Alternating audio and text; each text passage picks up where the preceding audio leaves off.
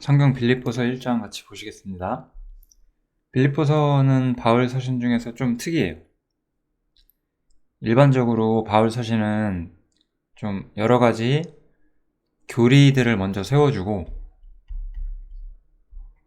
이 기독교가 무엇인지에 대한 교리들을 세워주고 나서 이제 교훈으로 나아가는 측면이 많이 있는데, 빌립보서는 아주 실천적이고 바로 우리의 생활과 그 삶에 적용되는 이야기들을 다루는 게 약간 특징이죠. 그래서 뭐 어렵지 않고 우리가 이런 게 진정한 그리스도인의 삶이구나, 이런 것들을 배울 수 있는 그런 책입니다. 한번 천천히 살펴보도록 하겠습니다. 바울 사도는 처음에 인사는 제가 생략을 했어요. 뭐 인사에 대해서도 강론을 하라면 할 수 있지만 저는 좀 짧게 하고 싶어서 웬만하면 짧게 하는 게 제일 목적이거든요. 그래서 처음에 바울은 이 형제들에 대해서 생각하면서 하나님께 감사할 수 있었고, 그리고 이 무리들을 위해서 또 기쁨으로 간구할 수가 있었어요. 그러면 왜 바울 사도는 이 형제들에 대해서 기뻐하고 감사할 수 있었을까? 그것은 첫날부터 이제까지 이들이 복음에서 교제하고 있었기 때문이다라고 말해요. 이 형제들에 대한 기쁨과 감사의 원천은 형제들이 복음 속에서, 복음 가운데서 삶을 살고 있었다는 거죠. 복음을 삶의 중심에 두고 이들이 살고 있었다는 거예요. 여기 우리가 오늘 배워야 되는 게 바로 그거예요. 복음 가운데서 사는 것. 그러면 이건 쉽겠다라고 생각하실 수도 있을 것 같아요. 왜냐면은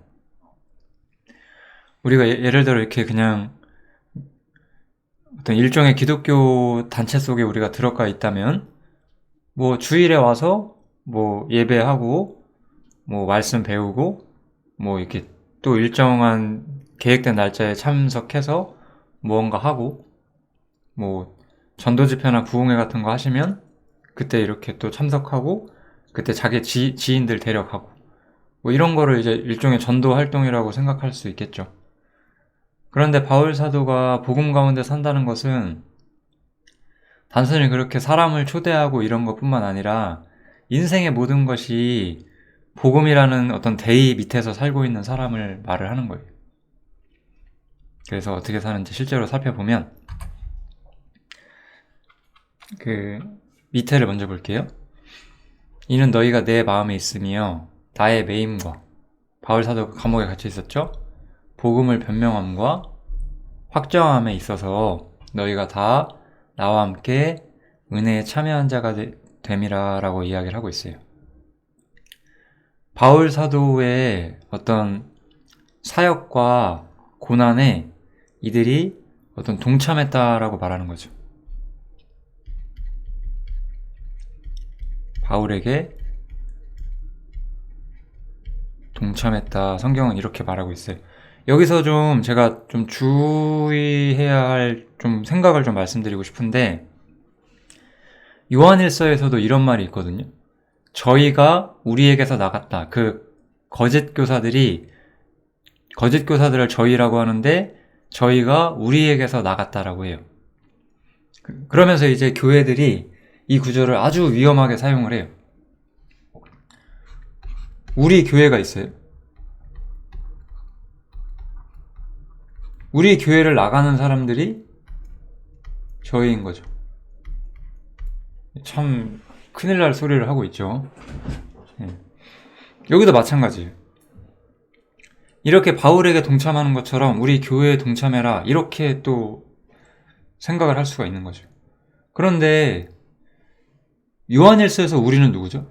요한일서에서 우리는 우리 교회가 아니고 요한과 요한의 동역자들이에요.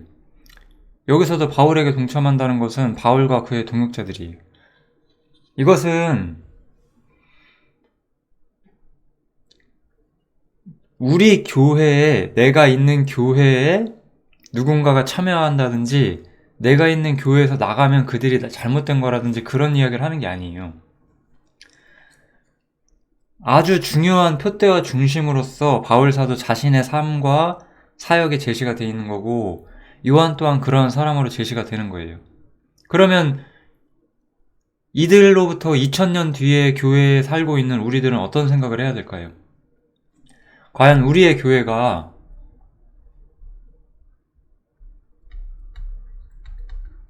우리가 속해 있는 우리 교회가, 우리 모임이 이 요한과 맞는지, 우리가 요한과 다른 방식으로 살고 있지 않은지, 그리고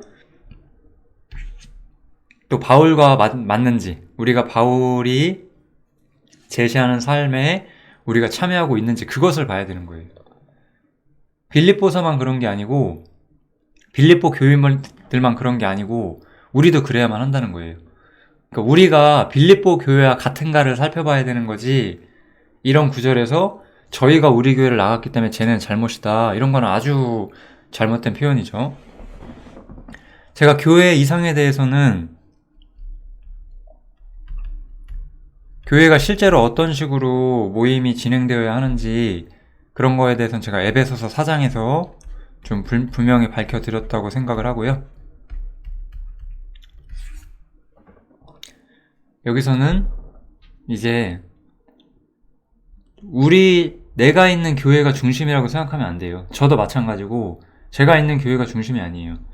중심은 성경이고 우리가 얼마나 성경에 근접하고 있느냐를 봐야 되는 거예요. 거기서 용납될 수 없는 선이 있는 거고 그 선을 벗어나면 그것은 교회가 아닌 거예요.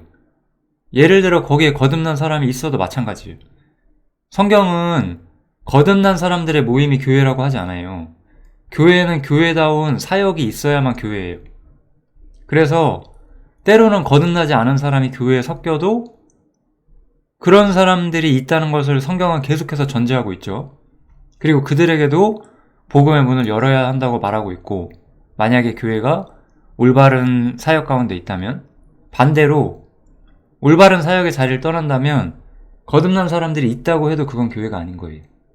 거듭난 사람들의 무리가 교회다, 이거는 너무 아니라는 생각이라는 것도 조금 밝혀드리고 싶고, 우리에게 중심이 돼야 되는 것은 성경이라는 거예요. 요한으로 대표됐던 아까 그 말씀, 여기서 바울로 대표되는 그 말씀을 봤을 때 결국 복음과 은혜에 참여해야 되는 교회는 바로 우리 자신이에요. 우리가 바울 사도의 어떤 가르침을 따라가고 있는지, 우리가 또 다른 사도들의 가르침을 따라가고 있는지, 그것을 살피셔야 하는 거죠. 그래서 빌립보 교인들은 바울의 가르침을 온전히 따랐고, 온전히 따름으로써 바울을 기쁘게 했어요. 그래서 바울 사도는 너희 속에 착한 일을 시작하신 이가 그리스도 예수의 날까지 이루실 줄을 우리가 확신하노라 라고 말을 하는 거예요. 우리가 이렇게 바울에게 동참하고 요한에게 동참하고 올바른 신앙의 길에 동참하고 있다면 우리는 생각보다 넘어질 일을 걱정하지 않으셔도 돼요. 이건 개인이기도 하고 교회이기도 해요. 저는 제가 넘어진다든지 제가 있는 동안에 우리 교회가 실패할 거라고 생각하지 않거든요. 당연하죠. 왜냐면은 제가 교만해서 그럴까요? 그게 아니에요. 왜냐면은 우리 개개인은 다 부족해요. 그런데 부족할지라도 교회가 가는 노선이라는 게 있고, 그 교회가 가는 노선에서 주님께서 우리를 끝까지 지켜주시고 보호해주시고 우리가 가는 순례의 길에 함께 동참해주실 거라는 걸 믿을 수가 있죠. 왜냐하면 우리가 성경적인 교회를 실현하고자 하고 있기 때문에, 바로 그 이유 하나 때문이라는 거죠. 그래서 이렇게 우리가 성경적인 순례의 여정을 갈 때, 그럴 때 우리는 사랑과 지식과 총명이 풍성해지게 되고, 이런 것들은 우리에게 어떤 아주 깊이 있는 영적 분별력을 주고 우리가 어떻게 사는 게 맞는지를 더욱더 깨닫게 해주죠. 이렇게 해서 진실하여 허물 없이 그리스도의 날까지 이르는 그런 안전하고 온전한 그런 순례의 여정을 갈 수 있게끔 도와준다라고 이야기를 하고 있는 거죠. 그래서 우리가 올바른 순례의 여정을 가려면 성경적인 교회가 세워져야 돼요. 바울 사도가 말했던, 여러 사도들이 말했던 그러한 체제를 우리가 따라가야 하는 것이고, 빌립보 교인들은 그러한 곳에서 열심히 하고 있었기 때문에 바울 사도는 이들의 안전에 대해서 기도하고 있었고, 또한 이들이 안전하게 이 여정을 마칠 수 있을 거라고 기도를 해주고 있어요. 그래서 첫 번째 어떤 복음으로 사는 삶의 첫 번째는 어떤 성경적인 삶이라는 것을 먼저 우리가 볼 수 있겠네요. 그 다음 이제 두 번째로 이야기를 해보겠습니다. 이제 여기서 바울 사도는 어떠한 사건을 경험하게 돼요. 그래서 나의 당한 일이 도리어 복음의 진보가 된 줄을 너희가 알기를 원하노라 라고 말을 하고 있어요. 우리가 성경을 보면 바울 사도가 이때 사역을 하다가, 이거 자꾸 이렇게 뜨네요. 왜 그러지? 감옥에 갇히게 됐어요. 바울 사도가 감옥에 갇히게 된 일이 오히려 복음의 진보가 될 사건이라는 것을 너희가 알았으면 좋겠다라고 말을 하고 있어요. 왜냐면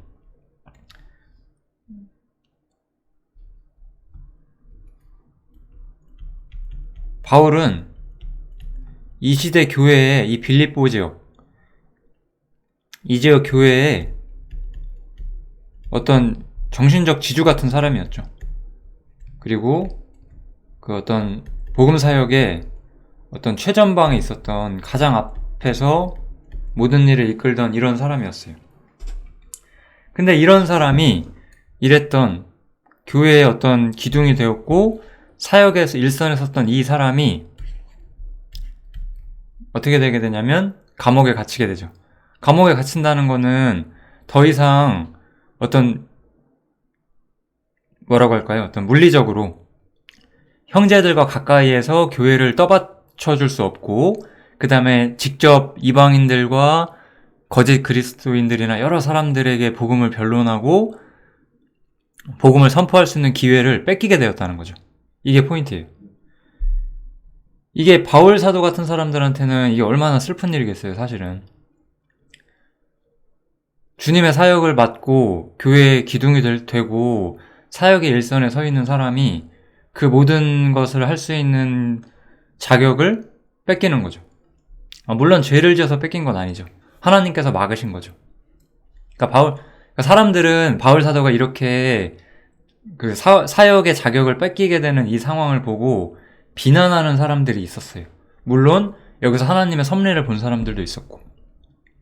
그래서 바울 사도는 자신이 감옥에 갇힌 일이 마치 내가 교회 일선에서 내가 물러나는 것처럼 보일 수 있지만 절대 그런 것이 아니다. 이건 오히려 복음의 진보가 될 수 있는 것이다. 이거를 너희가 알기를 바란다. 라고 이야기를 하고 있는 거죠. 굉장한 이야기를 하고 있어요, 지금. 바울 사도가 감옥에 갇혔기 때문에 여러 사람들이 나타나게 돼요. 어떤 이들은 여기 나온 것처럼 투기와 분쟁으로 나왔고, 투기와 분쟁으로 나온 사람들은 그 바울 사도의 매임에 괴로움을 더하게 할 줄로 생각했다라고 해요. 이 사람들은 어떤 사람들이냐면, 그러니까 바울이 그 자리를 뺏기게 되잖아요. 그냥 좀 요즘 말을 쓰자면 바울이 자기 자리를 뺏기게 돼요. 사역자로서 어떤 교회의 지주로서 자신의 자리를 뺏기게 됐을 때 이 비어있는 바울의 자리를 차지하려는 사람들이죠. 이 바울의 자리를 차지하고 싶었던 사람들을 말하는 거예요. 이게 참 대단한 이야기죠. 이런 사람들이 있어요.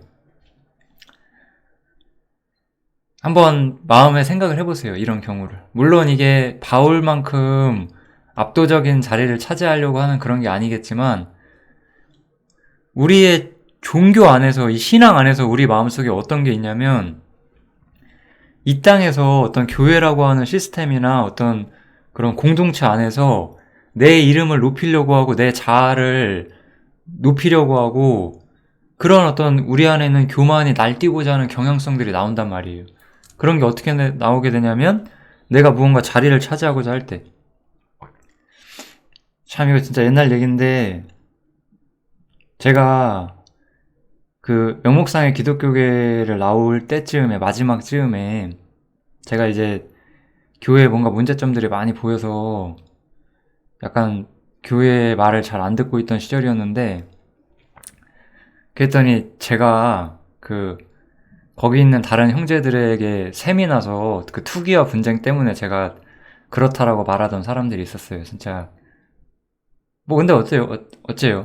감사해요. 저는 그런 것들에 그런 것들 때문에 제가 오히려 과감히 나올 수 있었고 더 큰 일을 할 수 있게 됐잖아요. 그럼 감사해요. 그러니까 사람들이 그런 그 종교라고 하는 자신들의 그 공동체 안에서 그게 전부인 것 마냥 거기서 자리를 걸고 싸운단 말이에요. 그게 무슨 정말 뭐 막 싸우진 않죠. 그런 게 아니라 그 어떤 그들의 어떤 투기, 그 질투 이런 것들이 부딪히는 거죠. 다 자기들의 영역에서 그런 게 부딪힌다는 거예요. 그것이 이제 저는 이게 바울만의 문제가 아니라 우리 모두의 문제라고 저는 생각을 해요. 그 교회 안에서 특히 일하고자 할 때 이 투기와 분쟁으로 자리를 중요하게 생각하는 사람들. 되게 굉장히 안 좋은 거죠, 이런 거.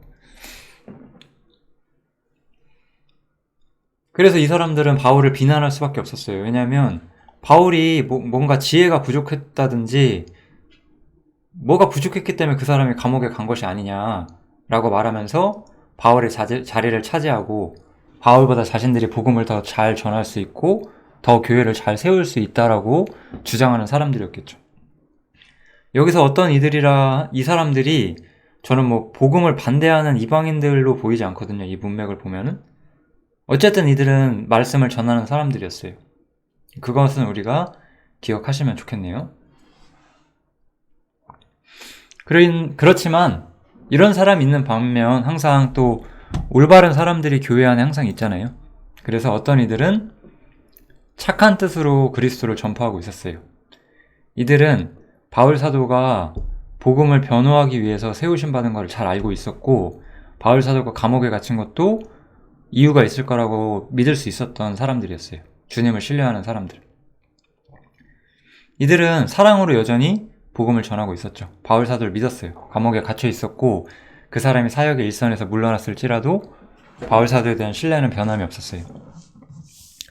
여기서 우리가 봐야 되는 것은 그 주님 일을 할 때, 그 하나님의 일을 할 때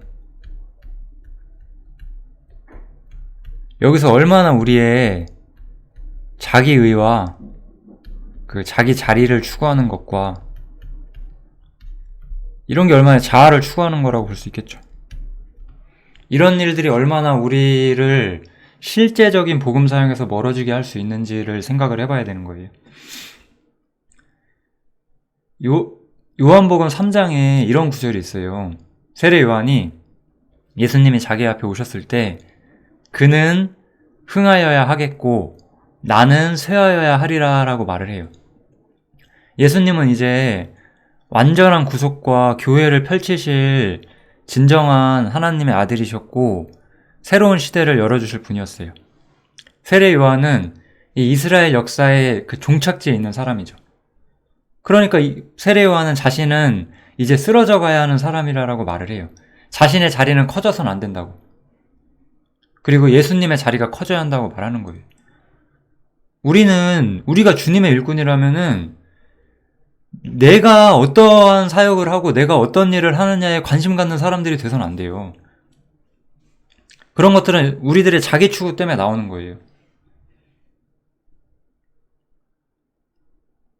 특히 사역자들, 목회자들 이런 사람들은 더욱더 위험해요. 왜냐면은 그 자기의와 자기 자리와 그런 자아 추구 이런 것들에 정말 함몰된 사람들이 너무나 많거든요. 그런 사람들은 물론 가라지가 아닐 수도 있어요. 저는 지금 그들이 가라지냐 아니냐를 말하는 게 아니라 이렇게 투기와 분쟁으로 정말 복음을 전할 수 있는 기회를 그 다른 방식으로 사용하고 있을 뿐이라고 말하는 거예요. 그러니까 이런 어떤 그러니까 슬픈 그런 자기에게 몰입된 그런 그리스도인이 돼서는 안 되겠습니다. 하지만 여기서 우리는 또한 바울의 어떤 엄청난 그릇을 보게 되죠. 그러면 무엇이냐라고 말하면서 바울은 외모로 하나. 그러니까 외모로 하죠. 그런 사람 외모로 하는 사람들이에요. 여러분들은 명목상의 기독교에 다니면서 여러분들 앞에 서 있는 목사님들이 정말 외모가 없으신 분들처럼 보이시나요? 뭐 그렇게 보이시면 그런 게 맞을 수도 있겠지만 아닐 수도 있어요. 잘 살피셔야 돼요. 이런 것들은. 아니면 참으로 하든지 진짜 주님께 몰입돼서 하는지 어떻게 하든지 간에 전파되는 건 그리스도기 때문에 나는 기뻐할 수 있다라고 말하는 거죠. 이건 정말 바울의 그릇인 거예요. 어쨌든 전파되고 있는 건 기독교기 때문에 바울 사도는 항상 기뻐할 수 있었다는 거예요. 이것 또한 자아죠. 자아가 없기 때문에 이런 말이 나오는 거죠. 우리 예수님께서 사역을 하실 때 제자들이랑 이런 사건이 있었죠. 저들이 우리의 편에 서지 않는다 그렇게 말하면서 제자들이 저런 사람들은 어떻게 하냐라고 말하니까 예수님이 그냥 두라고 하시잖아요. 왜냐면 예수님은 이 땅에서 자기 이름을 넓히거나 자기 이름으로 교회를 불려갈 생각이 전혀 없으셨거든요. 예수님께서는 하나님의 뜻이 이루어지는 것만을 바랬어요. 꼭 제가 있는 이 교회가 커져야지만 그것이 주님의 나라가 넓어지는 건 아니거든요. 그런데 우리 현대 기독교인들은 어때요? 자기네 교회가 커지는 것이 무슨 시대적 사명인 것 마냥 그렇게 말하잖아요. 우리는 제가 에베소서에서 말한 것처럼 작은 교회들이 있고 이 작은 교회들이 언제나 자유롭게 연결될 수 있는 자유함이 있어야 돼요. 그리고 교파가 다를지라도 예를 들어 이교파와 이교파가 다를지라도 이렇게 섞여서 모이는 것도 가능해야 하고 교회가 어떤 방식으로 모이는 게 가능해야 하는지를 제가 에베소서에서 다 말씀드렸죠. 4장에서.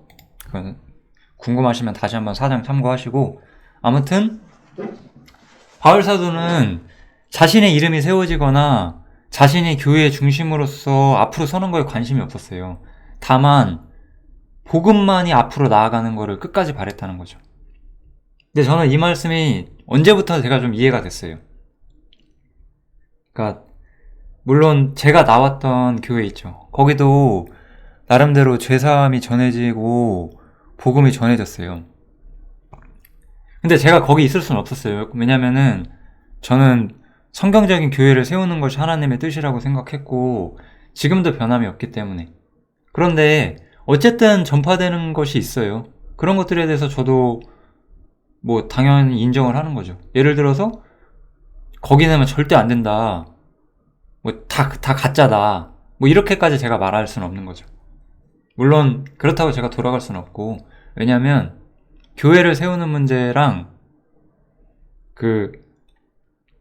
단지 사람이 거듭나는 문제는 전혀 다른 거거든요. 그래서 우리가 에베소서 공부를 한다면 성경적인 교회를 세우는 것은 단지 복음 전도를 하는 것과는 또 다른 얘기라는 걸 좀 알 수 있기 때문에 아무튼 우리가 여기서 생각해 볼 것은 이것은 그래서 교회가 타락해도 교회가 그 상태로 유지해도 된다라는 말이 아니라 바울 사도는 너무나 마음이 넓었기 때문에 어쨌든 기독교라는 것이 모양상으로라도 전파되고 있지 않냐 그것에조차 나는 감사할 수 있다라고 말하는 사람이었다는 거죠. 얼마나 제 말의 의도를 잘 이해하실 수 있기를 바라겠습니다. 어려운 거 아니니까. 자기 이름 세우는 거 자기들의 교회나 이런 거에 이름을 높이는 거에 관심이 없었어요. 그냥 복음만이 넓게 펼쳐지는 거. 저도 이런 걸 정말 바라거든요. 저는 그래서 누구든지 이렇게 이 영상을 보시는 분들이 저한테 이렇게 뭐 연락 주시고 그러면 좋을 것 같아요. 뭐 제가 우리 교회 오세요 이러라고 말 안 하거든요. 그냥 더 온전한 교제를 하고 더 기쁨에 넘치는 교제를 하고 언젠가 이제 본인이 신앙적으로 더 필요한 결단이 생기면 그때 정말 성경적인 교회를 추구하시면 돼요. 뭐 안 하셔도 할 수 없고 그거는. 근데 하는 게 맞지만요. 그리고 만약에 성경적인 교회를 추구하신다고 해서 그러면 우리 교회에서 교제하세요. 이것도 아니거든요. 어디서 뭘 하시든 상관없어요. 다만 교제의 끈이 연결돼 있다면 얼마나 좋겠어요. 그래서 이렇게 주님이 전파되는 것 그 자체를 기뻐할 수 있었어요. 우리는 이런 모습들을 진짜 배워야 되는 것 같아요. 어쨌든 전파되는 건 그리스도고 자신을 높이는 데 관심이 없는 사람. 빌립보서 1장은 최상의 수준에 있는 사람의 신앙을 말하고 있어요. 사실 우리는 앞으로 배울 2장, 3장, 4장이 더 중요할 수도 있어요. 왜냐하면 1장은 이미 주님이 자신의 전부인 사람의 마음가짐이 나오는 거거든요. 근데 우리는 주님이 자신의 전부인데 실수하는 사람들이라기보다는 그런 분들보다는 사실 대부분 주님을 자기의 중심으로 두지 못하는 경우가 더 많아요. 그런 것들에 대한 교훈도 이제 2장, 3장, 4장에 나올 거기 때문에 좀 기다려 주시면 이야기를 해보겠습니다. 그런 부분들도. 그래서 바울 사도는 자신의 삶의 원천이 뭔지를 설명해 줘야지.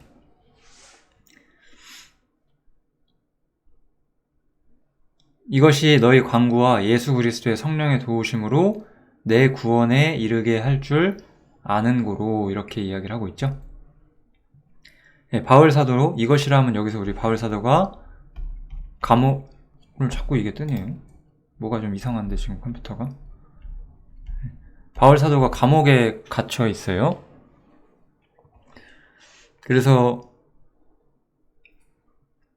이 감옥에 갇혀 있는 것조차 나의 구원에 이르게 되는 어떤 하나님의 여정이란 것을 바울 사도는 잘 알고 있었어요. 왜냐하면 바울 사도는 오직 주님으로 가득 채워져 있었거든요.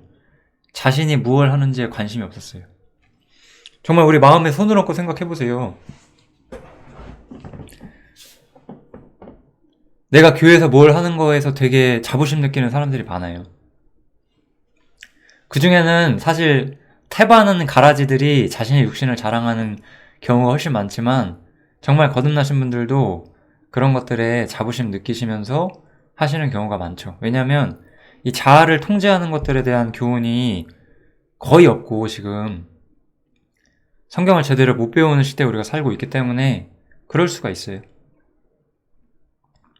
그렇지만 바울 사도는 자신은 중요하지 않았어요. 바울 사도에게 중요한 것은 그리스도뿐이었어요. 그래서 여기서 구원이 뭘 의미하는지 모르겠어요, 저도. 의미를 모르겠다는 게 아니라 이 구원이 감옥에서 이제 다시 나오게 돼서 사역의 일선으로 복귀하는 거를 말하는 것인지 아니면은 이 사람이 여기서 죽음을 맞이해서 주님께로 가서 구원이 완성된다는 것인지 그거를 정확히 뉘앙스를 조사하려면 조사할 수 있는데 그게 중요한 게 아니라 둘 다 가능성이 있어요. 제가 기억하기로는 빌립보에서는 감옥에서 나오는 걸로 알고 있어요. 이땐 죽을 때가 아니거든요. 디모데 후서쯤에서 이제 죽을 때고 여기는 아마 죽을 때가 아니기 때문에 여기서의 구원은 아마 감옥에서 나오게 되는 것을 아마도 말하는 걸 거예요. 근데 이건 틀릴 수도 있어요. 이건 제가 자세히 찾아보질 않아가지고 아무튼지 간에 그래서 나의 간절한 기대와 소망을 따라 아무 일에든지 부끄럽지 아니하고 오직 전과 같이 이제도 온전히 담대하여 살든지 죽든지 내 몸에서 그리스도께서 존귀히 되게 하나니. 이게 우리 삶의 포인트잖아요. 주님이 내 삶의 전부가 되는 거예요. 주님이 내 삶에서 가득 채워지고 그것이 나의 전부가 된다면 내가 뭔가 높은 사람이 된다든지 내가 큰 일을 한다든지 이런 거가 그렇게 중요하지 않을 수가 있어요. 이런 게 복음 속에서 사는 사람들의 진짜 모습이란 말이에요. 이렇게 사는 사람 보시나요? 저는 사실상 교회가 시스템화되고 명목상의 기독교처럼 이렇게 유대교화된 형태에서는 이런 삶을 살 수가 없어요. 왜냐하면 그런 삶에서는 사역을 하려면 앞으로 올라가야 돼요. 이런 피라미드 시스템이 돼버리거든요, 교회가. 세상처럼. 그럼 주님의 일을 하기 위해서는 이렇게 올라가야 돼요. 임원이 돼야 되고, 뭐, 봉사하는 그런 위치로 올라가야 되고, 그런 데서 더 계급이 있는 거죠, 이렇게. 이런 데서 내가 올라가면 그리스도로 가득 채워질 수 없어요. 왜냐면 그 그리스도로 가득 채워져야 되는 곳에서 내 이름이 채워지게 된단 말이에요. 그리고 이제 여기서 나름대로 신령한 분들은 이렇게 말하죠. 내 마음은 안 그래. 그렇게 말하죠. 근데 그런 거는 정말 잘못된 생각이에요. 왜냐면은 아브라함과 롯을 한번 비교해 보세요. 롯이 그 세속을 쫓았죠. 약간 아브라함처럼 모든 것을 포기하고 주님이 전부인 사람은 아니었어요. 그렇지만 완전히 세상적이고 완전히 실패한 사람도 아니었단 말이에요. 롯은 소돔과 고모라까지 내려갔어요. 왜냐하면 주님만을 추구하지 않았기 때문에. 그렇지만 롯은 거기서도 마음을 지키려고 노력했어요. 그런데 마음 지킬 수 있었나요? 마음을 지켰어도 결국은 실패의 길을 가죠. 저는 롯을 통해서 우리가 이런 교훈을 아셨으면 좋겠어요. 이런 거 진짜 어리석었고 위험한 생각인데, 나는 아주 신앙적으로 위험한 공간에서도 내 마음을 지킬 수 있다라고 말하는 것은 아주 잘못된 사고방식이라는 걸 아셨으면 좋겠어요. 성경은 우리한테 아주 위험한 공간에서 마음을 지키며 살라라고 말하지 않고 안전한 공간으로 오라고 말을 해요. 그게 아브라함에서 볼 수 있는 우리의 최상의 교훈이거든요. 아브라함의 삶을 보세요. 뭔가 이벤트가 없어요. 그 사람은 항상 가나안에 있었기 때문에 뭐 대단히 특별한 이벤트가 없어요. 야곱과 롯은 막 그냥 불 떨어지고 막 외인들한테 속고 막 사기당하고 막 고생하고 그러잖아요. 그래서 우리는 야곱 같은 사람 보면서 그게 뭐 그리스도인의 삶, 그런 고난을 경험하는 그리스도인의 삶 이렇게 말하는데, 그것은 불순종 때문에 얻는 고난이란 말이에요. 아브라함의 삶에는 그런 게 없었어요. 교회는 아브라함의 삶을 배워야 되는 거지 야곱의 삶을 배워야 되는 사람들이 아니에요. 그래서 우리는 그냥 그리스도로 가득 채워지는 삶, 이러한, 약간 말이 샜죠 제가? 어쨌든 이런 시스템에서는 그리스도로 가득 채워지는 삶을 만들기가 어려워요. 마음만 지킨다고 그게 되는 게 아니에요. 그런 세계가 아니기 때문에. 그러니까 뭘 해야 돼요? 성경적인 기독교로 돌아가는 생각을 먼저 하셔야 되는 거예요. 그렇게 그러한 공간에서 아무런 부담 없이 주님으로 자신을 가득 채우는 삶, 살든지 죽든지 그리스도만이 내 안에서 존귀해지는 그런 삶으로 우리가 나아갈 수가 있어요. 그럴 때 우리는 말하게 되죠. 이는 내게 사는 것이 그리스도니 죽는 것도 유익함이니라 라고 우리는 말할 수가 있어요. 제게 사는 것이 그리스도예요. 나는, 내 옛사람은 이미 십자가에서 끝났어요. 이제는 내가 사는 게 아니라 내 안에 그리스도께서 살아요. 그래서 나는 더 이상 정죄도 받지 않죠. 그래서 이제 남은 삶 동안 우리가 산다는 것은 주님께서 우리 안에 거하시는 거예요. 주님께서 우리 안에 거하시기 때문에 우리는 어떻게 해야 돼요? 주님께서만 높아지셔야 돼요. 살든지 죽든지 주님만이 존귀해지셔야 되고, 나는 중요하지 않아요. 그게 우리 삶의 최상의 어떤 상태예요. 나는 중요하지 않다. 우리는 언제 안전하게 살 수 있을까요? 나는 중요하지 않을 때. 왜 우리가 세상에서 그렇게 아득바득 살죠? 내가 중요해서 그런 거잖아요. 회사나 어떤 내가 있는 공동체에서 나를 중요하게 여겨주지 않네? 그럼 마음이 상하죠. 왜? 내가 그랬으니까. 내가 주목받고, 내가 중요한 사람처럼 보이고 싶으니까. 저는 직장 생활하고 사회생활 하면서도 그런데 관심이 사실 없거든요. 회사에 중요한 일 하는데 나 안 불렀으면 좋겠어요. 나는 회사 중요한 일에 관심 없거든요. 뭐 그런 거라는 거죠. 인생이란 것은 주님께서 우리 안에 거하시고 우리 안에 거하시는 주님이 존귀되는 게 우리의 인생이에요. 언젠간 우리가 죽게 될 것이고, 죽음이란 것은 우리에게 더 유익하죠. 왜? 죽음은 이제 주님께서 우리 안에 거하신다기보다는 우리가 주님과 함께 영원히 함께하게 되는 거잖아요. 영원히까지 써주면 좋겠죠? 우리가 영원히 주님과 함께 거하게 되는 그러한 날이 되는 거잖아요. 얼마나 엄청난 날이 우리를 기다리고 있는가, 이거를 생각해 볼 수가 있겠죠. 그래서 바울사도는 살아도 죽어도 자신은 주님이 전부였던 사람이었어요. 그래서 바울사도는 모든 것을 주님께 맡길 수 있었어요. 육신으로 이 땅에 남은 삶을 살면서 주님만이 존귀해지는 삶도 좋고, 떠나서 주님을 만나는 삶도 좋았어요. 바울은 다 좋았어요. 그렇지만 더 좋았던 것은 그리스도와 함께 있는 거였어요. 그렇지만 바울이 그리스도와 함께 있는 게 더 좋았지만, 그럼에도 육신에 거하는 것이 너희를 위해서 더욱 유익하다는 것도 알고 있다라고 말했죠. 이게 사역자의 진짜 마음가짐이에요. 이게 진짜 사역자의 마음가짐이에요. 진짜로. 정말 여기다 제가 무슨 말을 덧붙일 수 있겠어요. 그냥 이것을 알고 있는 사람을 만난다는 것은 얼마나 기쁜 일인지. 이런 거 진짜 배우려면 정말로 많이 알아야 되거든요. 그래서 저는 하나님의 일꾼들이 많이 세워졌으면 좋겠어요. 그래서 때로는 거기서 자기 자아조차 처진 주님만 남는 그런 사역자들, 자신의 이름보다 자신의 명성이나 자신이 대우받는 것보다 주님만이 존귀해지는 걸 바라는 그런 사람들이 많아지면 좋겠어요. 내가 이 땅에 사는 이유는 내가 무슨 뭘 더 하고 내 이름을 높이기 위해 사는 게 아니에요. 교회의 유익을 위해 사는 거예요. 내가 이 땅에 사는 이유는 이제 우리 형제들의 유익을 위해서 아직 주님께서 나를 데려가시진 않는구나, 그렇게 생각하는 거예요. 그게 제가 지금 이 땅에 남아있는 이유고, 우리들이 다 남아있는 이유예요. 우리 모두가 사역자고 말씀 전하는 자고 복음 전하는 자가 아닐지라도 저는 똑같다고 생각해요. 그러니까 주님을 우리의 중심에 두고 사는 게 너무나 필요해요. 정말로 우리가 배워야 되는 건 그런 거예요. 빌립보서 1장도 되게 저는 좋은 성경이라고 생각을 해요.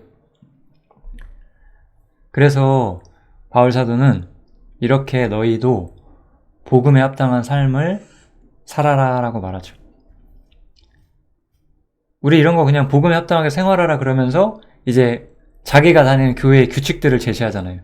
얼마나 이게 잘못된 성경 적용이에요. 바울이 자신이 지금 보여준 삶의 모습이 있잖아요. 우리는 그걸 따라가야죠. 자아는 없는 삶, 주님이 전부인 삶, 자신의 이름이 버려지는 것을 아까워하지 않는 삶, 자신이 큰 사람이 되려고 노력하지 않는 삶, 그게 바울이잖아요. 그래서 바울이라는 이름이 어울리는 거예요. 교회는 너무나 이런 게 많아요. 큰 사람이 돼서 이름은 이미 큰 사람이 됐어요. 그런데 교회 안에서 낮은 자인 척해요. 막 되게 작은 사람인 것 마냥. 실제로 이런 사람 적어요. 제가 경험했던 두 가지 얘기 드릴게요.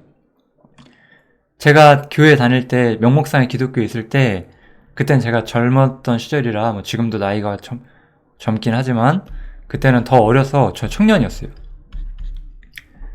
그때 청년 회장급에 있었던 분들이 이런 얘기를 했어요. 그러니까 항상 이렇게 간증할 때는, 자신의 성경 말할 때는, 나는 섬기는 사람이라고. 그러니까 이중적이에요, 사람들이 진짜. 섬기는 사람이다. 그런데 이 사람의 또 다른 마을 속에는, 특히 친한 사람들한테 자기들만 하는 이야기 속에는 이 챙긴다라고 말하면서 자기는 청년 회장이기 때문에 그 중간에 이렇게 그 중간 위치에 있는 사람들 있잖아요. 그 다음에 우리가 이렇게 또 이렇게 나누잖아요. 자기는 여기 있는 사람이니까 자기는 이 사람들만 챙기면 된대요. 그럼 이 사람들이 이 사람을 챙긴다는 거죠. 이 진짜 개벽다구 같은 소리죠, 진짜. 이런 사람들이 무슨 복음에 합당한 삶을 사냐는 거예요. 진짜 우습지도 않아요. 저는 이런 얘기 듣고 진짜 너무나 우리 교회는 이미 생명력이 상실됐다고 느꼈어요. 그때에도. 지금은 더 잘 알고 있고 그때에도 느꼈어요. 이런 거는 복음에 합당한 삶이 아니에요. 주님의 이름을 높이는 게 전혀 없잖아요. 자신의 이름이 중요하잖아요. 자신이 높은 자가 된 게 중요하잖아요.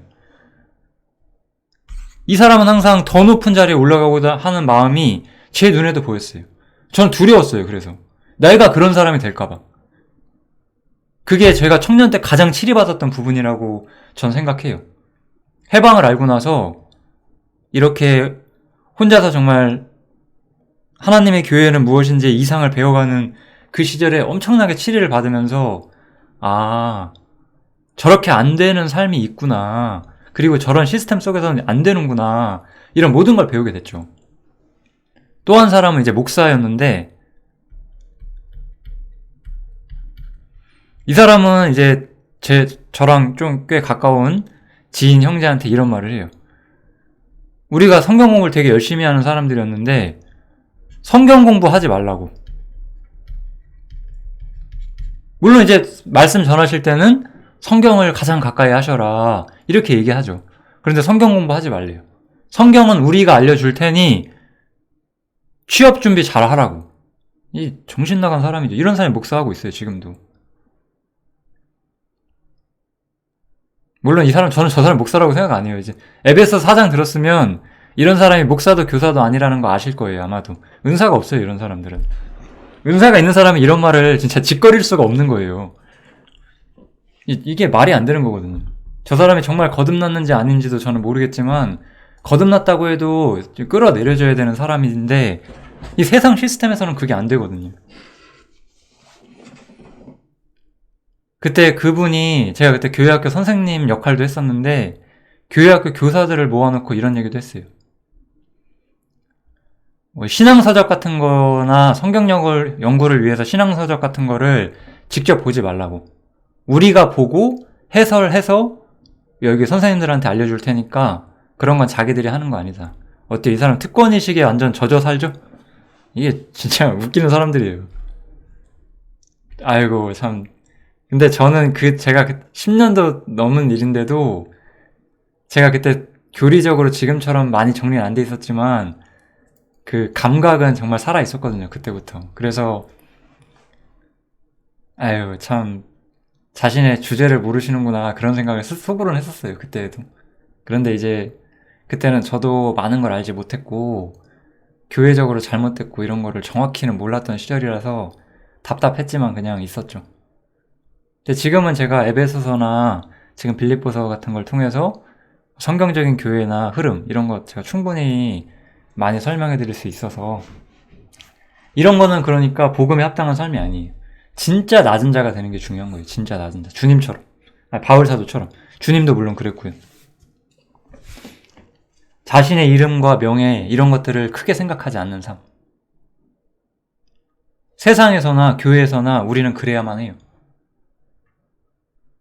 우린 너무나 우리의 이름과 우리의 위치, 나에 대한 평판을 너무나 중요하게 생각해요. 아무것도 아닌 것들을.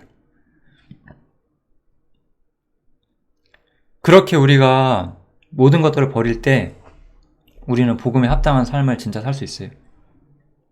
그래서 한뜻으로 복음의 신앙을 위하여 협력하는 것과 대적하는 자를 인하여 두려워하지 아니하는 이 일을 듣고자 합니다. 우리가 대적하는 자 때문에 두려워하지 않으려면은 우리는 항상 왜 두려워하죠? 내 이름 때문에 두려워하는 거예요. 내 이름에 어떤 먹칠이 될까봐. 내가 뭔가 비난을 받을까봐. 그런 게 항상 두려운 거거든요. 근데 우리가 내 이름을 중요하게 생각하지 않으면 이런 거 신경 안 쓰게 되기 때문에 두려워하지 않을 수가 있죠. 마찬가지로. 결국 우리는 이 땅에서 주님과 동행하는 삶을 살아야 돼요. 왜 우리가 바울 사도처럼 주님은 어땠어요? 주님은 우리의 구원을 위해서 자신을 포기하셨어요. 바울 사도는 교회를 위해서 자신의 이름을 귀히 여기지 않았어요. 이게 우리의 삶이에요. 이게 우리가 본받아야 되고 우리가 성경에서 배워야 되는 삶의 진짜 모습이에요. 우리는 매일매일 실수할 수 있고 죄도 지을 수 있어요. 근데 그런 것들도 우리가 안 하려고 노력하는 게 맞아요. 그렇지만 빌립보서는 그런 얘기 자체를 다루질 않아요. 그냥 우리가 진짜 주님과 동행하는 삶의 방식이 무엇냐, 그걸 말하는 거죠. 이게 주님과 바울이 살았던 방식이고, 이제 너희가 이런 은혜를 받은 이유는 뭐냐, 그를 믿을 뿐만 아니라 또한 그를 위하여 고난도 받게 하려 한다는 거죠. 고난도 여러 모습이 있죠. 여기서 그럼 고난은 뭐예요? 자신의 이름을 버리기 때문에 얻게 되는 고난이죠. 너희에게도 같은 싸움이 있다라고 말해요. 어떤 싸움이냐면 너희가 내 안에서 본 바. 바울 사도의 삶을 통해서 우리가 본 것이 바울 사도만의 이야기가 아니라고 분명히 확증하고 있죠. 너희에게도 같은 싸움이 있어야 된다고. 바울만 이렇게 사는 게 아니에요. 우리에게도 그 크기와 성향이 똑같을 수는 없겠지만 우리는 같은 방식의 삶을 배우는 거예요. 빌립보서를 통해서. 빌립보서 1장 너무 좋죠. 빌립보서는 교리가 없는데 이야기하자면 끝이 없는 성경이에요. 제가 지금 빌립보서 그냥 교리적으로 설명하면 15분이면 끝날 수 있는데 너무 좋은 내용이 많잖아요. 우리 삶에서 진짜 체득해야 되는 것들. 이런 거 진짜 많이 나누고 싶어요. 저는 많은 형제님들과 너무 좋으니까. 아무튼 1장은 여기서 마치도록 하겠습니다. 감사합니다.